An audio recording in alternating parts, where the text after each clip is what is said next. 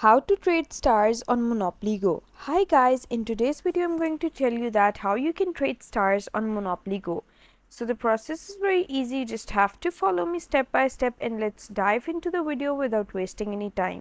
So first you have to open your Monopoly Go app, and once you're on your dashboard or homepage, what you have to do is click this albums option. Right now I cannot access it because I'm not on level 15, but you have to be on level 15 to access this album box.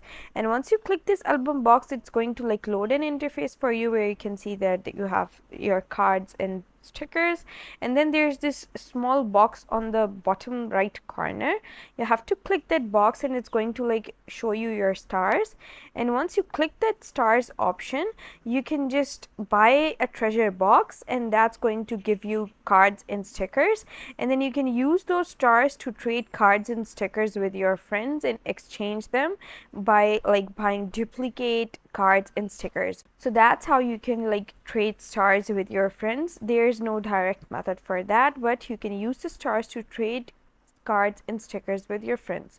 I hope you liked the process and found it easy, and if you did, please don't forget to like and subscribe my channel. Thank you very much. See you again.